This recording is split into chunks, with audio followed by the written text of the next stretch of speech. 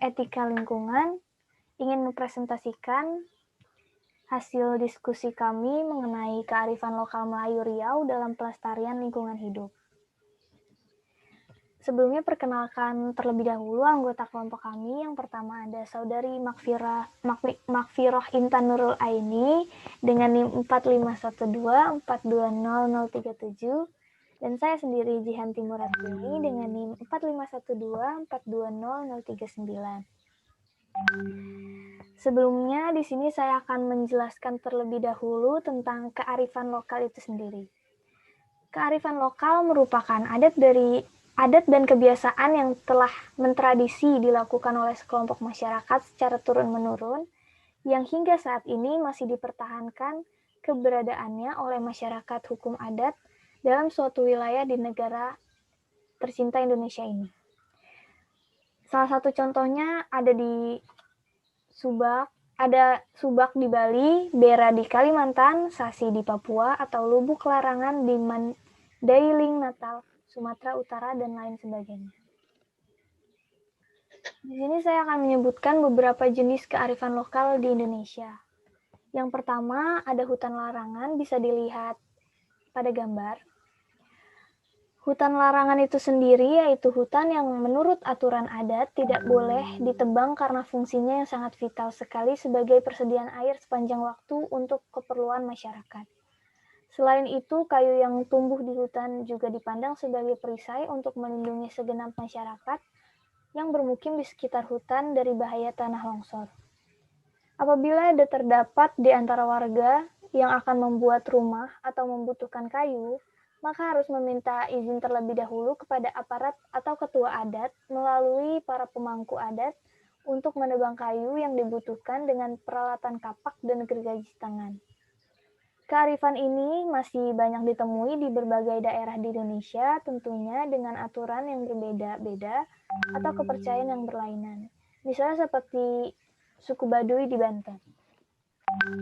Selanjutnya yang nomor 2 yaitu anak sungai, lubuk atau kali larangan daerah terumbu karang yang akan dijelaskan oleh Saudari Makfiroh Intan Nurul Aini. Kepadanya dipersilakan.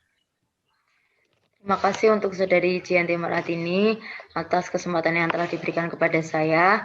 Langsung saja, selanjutnya saya akan melanjutkan penjelasan tentang jenis kearifan lokal di Indonesia yang kedua, yaitu ada anak sungai, lubuk atau kali larangan di daerah terumbu karang, yaitu merupakan suatu aliran sungai yang tetap dijaga agar tidak tercemar dari bahan atau benda yang bersifat dapat memusnahkan segenap binatang dan biota lainnya yang ada di aliran sungai, sehingga tidak menjadi punah.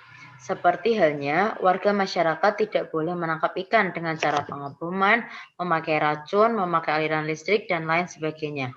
Untuk panen ikan, pihak pemangku adat melaksanakan dengan cara membuka larangan secara bersama-sama masyarakat untuk kepentingan bersama. Dan hasilnya selain untuk masyarakat juga sebagian untuk kas desa.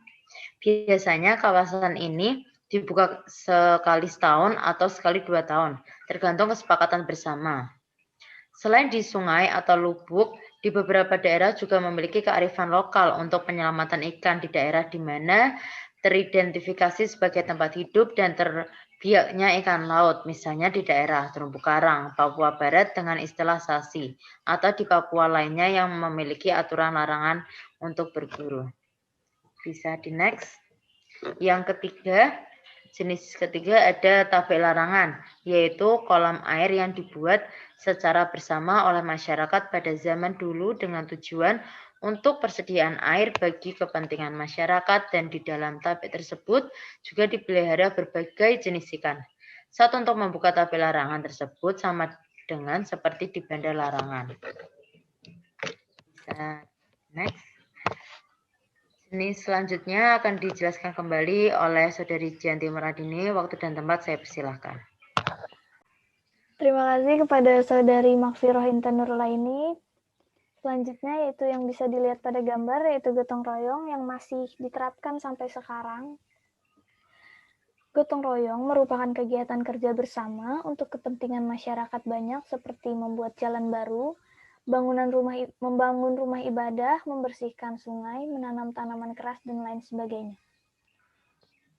Di Provinsi Sumatera Barat, tepatnya pada daerah aliran Sungai Agam Kuantan, pada tahun 2006 telah memulai kegiatan model kelembagaan berbasis kearifan lokal yang pada tahapannya telah mendata dan mengumpulkan beberapa jenis kearifan lokal yang erat kaitannya dengan pengelolaan hutan, tanah, dan air.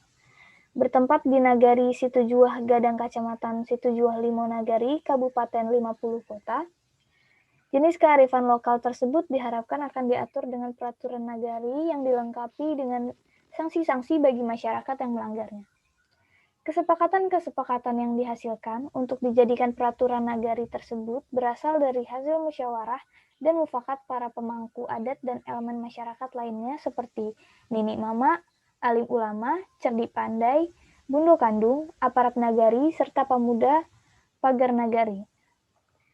Tahun 2007 ini, BPDAS Agam Kuantan berencana akan menindaklanjutinya dengan memfasilitasi jenis tanaman kayu-kayuan dan buah-buahan sesuai permintaan Wali Nagari Situjuah Gadang, serta sebagaimana dengan yang tertuang dalam Renstra Nagari Situjuah Gadang.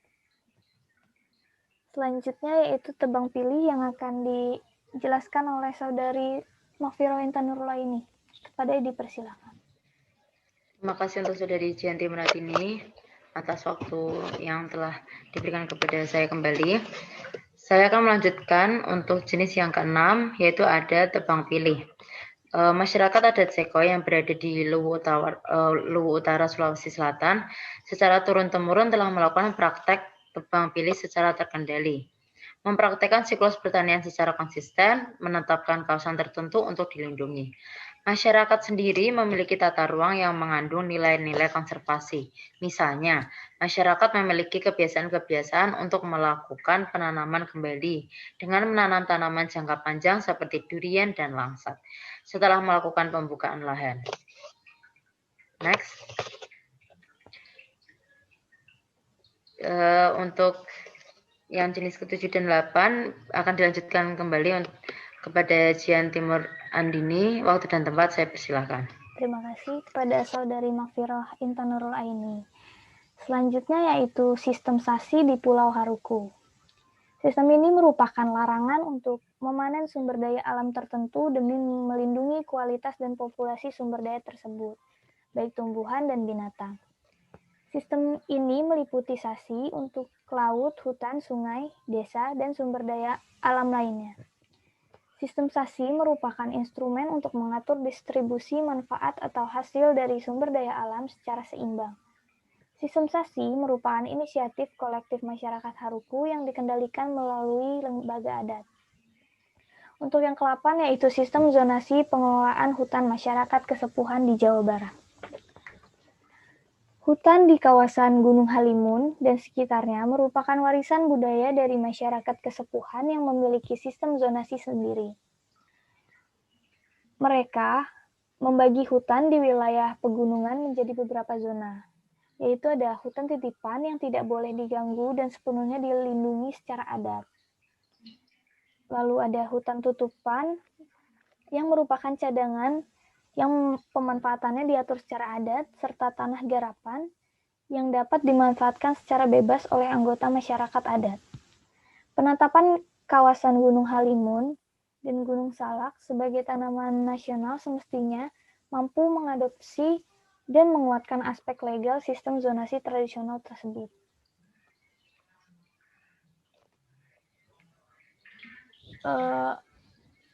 Beberapa kearifan lokal yang sudah disebutkan itu baru beberapa contoh saja mengenai kearifan lokal yang sangat mendukung dalam usaha pelestarian alam dan lingkungan hidup.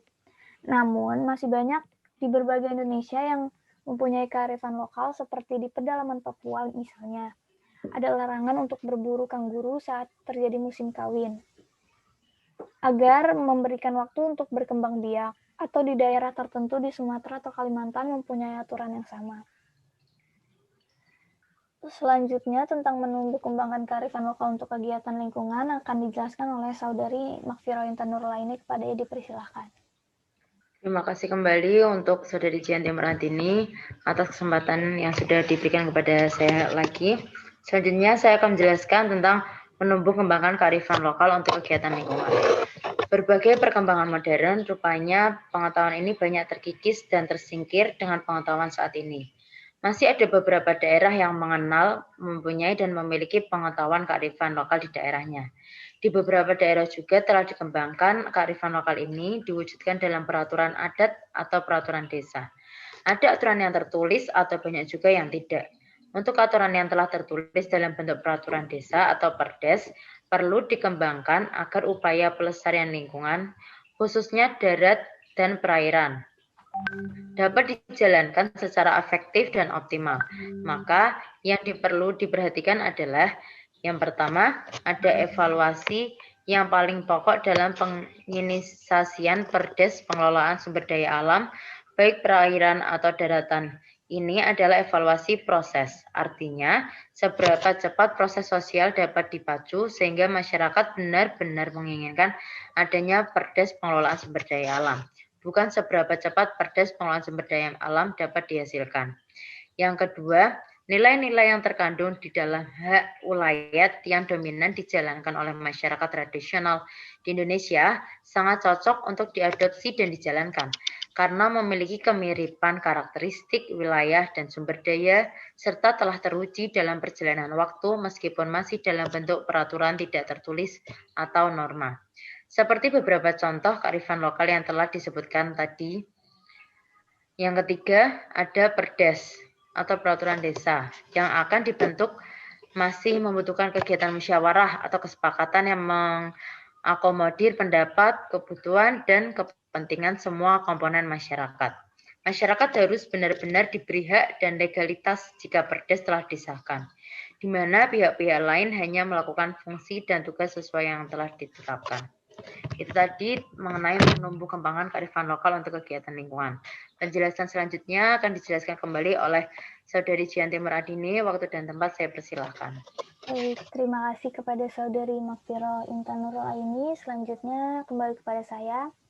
Di sini kami mengambil jurnal tentang kearifan lokal Melayu Riau terhadap pelestarian lingkungan hidup. Dukun Melayu membuat analogi bahwa tiap makhluk hidup tentu juga ada penjaganya. Makhluk hidup berupa binatang liar dan burung dikawal oleh makhluk halus bernama Sikodi. Makhluk hidup berupa pohon di hutan belantara dihuni oleh orang Bunian. Dari pandangan tradisional serupa ini, tidak ada warga yang berani begitu saja mengambil memerlukannya. Mereka terpaksa meminta bantuan para dukun sehingga merasa aman mengambilnya. Orang Melayu tradisional yang hakikatnya hidup sebagai nelayan dan petani sangat bersebati dengan alam lingkungannya. Selanjutnya yaitu di sini adalah kalimat yang diterapkan dalam suku tersebut. Yaitu kalau binasa hutan yang lebat rusak, lembaga hilanglah adat.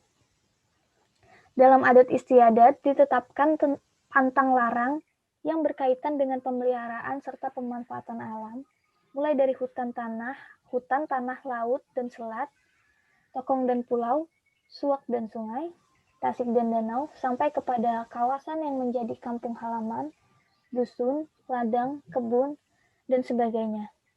Ketentuan adat yang mereka pakai memiliki sanksi hukum yang berat terhadap perusakan alam. Sebab perusakan alam bukan saja merusak sumber ekonomi, tetapi juga membinasakan sumber berbagai kegiatan budaya, pengobatan, dan lain-lain yang amat diperlukan oleh masyarakat. Ada alam yang boleh dimiliki pribadi, ada juga yang diperuntukkan bagi satu suku dan kaum, dan ada juga yang diperuntukkan bagi kerajaan, negeri, masyarakat luas, dan sebagainya. Hal ini tercermin dari hutan yang dilindungi yang disebut rimba larangan, rimba kepungan, atau kepungan sialang, dan lain sebagainya. Dari sisi lain, masyarakat Melayu mengenal pula hutan, tanah yang menjadi milik persukuan atau kaum masyarakat tertentu yang lazim disebut tanah wilayah atau biasa disebut juga dengan tanah adat. Pada masa dulu, pemilikan penguasaan dan pemanfaatan hutan tanah yang tergolong tanah adat dikukuhkan oleh raja melalui surat keputusan.